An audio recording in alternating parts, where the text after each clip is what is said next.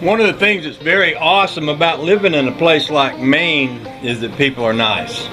I'll just say that. Maybe people are nice everywhere, but sometimes, you know, you might not think about it so much until something nice comes along that you get to be a part of. Anyway, I made a video recently where I was talking about a rat. In fact, I've made a video of a rat in my kitchen, but I haven't been able to kill him. We got up this morning and I just decided, I'll tell you this, I put a bunch of those little glue traps under the couch, and when I got up this morning, something had gotten up on Honey Baby's table, got a piece of material, I don't know if you can see that green stuff in there, drug it down in there, had it tangled up in the glue trap, and then drug it out from under the couch. So I told her, I said, well, we need some professional help. I'm not doing very well with killing the rat. Went online and found this guy up in Lincolnville at Critter Catcher Wildlife Control. And how often do you go to a professional for help and they just tell you how to do it yourself rather than come out? They just, yeah, I could come out and I could monitor the traps, but you know, you can do this, here's how you do it. That's exactly what this guy did. So he told me several things. One, I have those tomcat rat traps. He said, well, they're not always strong enough. They'll bite down on the rat, but the rat can get out. He said, go buy Victor rat traps. These things were cheap. I went to the store, they were like $2.99 a piece. So I got a bunch of those. He said, buy some salted pumpkin seeds and use peanut butter, a little tiny dab of peanut butter about the size of an eraser with some pumpkin seeds or a pumpkin seed or so in it for bait. He said that when you move your traps or when you change your bait source, your food in your bait, every time you move something, the rat is going to be suspicious and not touch it. He said you have to train the rat to come to the bait and eat it and learn that it's safe before you can even set your trap. He said get an old milk carton, and I've got an old metal milk carton, and set it down inside the house where you're going to have your trap.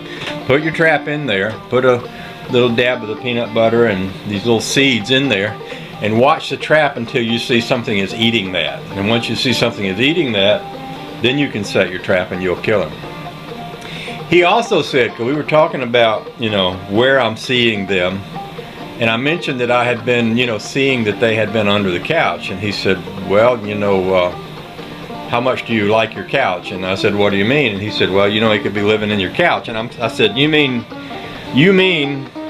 that while we're sitting there on the couch, the rat can be in there? He said, yep, they don't care about you, and they're not bothered by you. They live in your house, they know your smell. They don't care about you at all. If you're sitting on the couch and they've got a nest built in it, you'll never know it. So, remember the couch that used to be over there? Oh, that baby's gone. We threw it in the truck. And of course, throwing it in the truck and getting it in the house left me with this conundrum. If I take it out back and throw it in the burn pile, what's going to keep the rat from getting out of it and coming right back to the house or right back to one of my neighbor's houses? So what I did instead is I actually kind of, when I took, this was a couch that had a bed in it, and the rat had been nibbling a corner of the bed, and it occurred to me when I looked at it this morning, he had a hole nibbled in it. He probably has a nest built inside that mattress in that bed and that couch. So what we did was we picked it up, we took it out, we threw it in the back of the truck. We drove the truck over to the park. There's a park over by the lake, and left it there.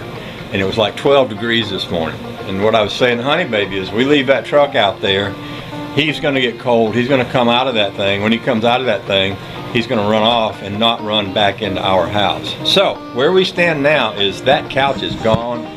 Honey Baby shampooed the floor over there, and she's talking about going shopping for a new couch, which, you know, is good because that gives her a chance to nice up our living room. And of course, with the pipes being hid, once we get that painted and we get some new furniture in here.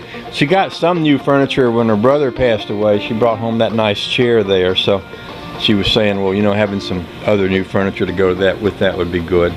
So that's the direction we're going.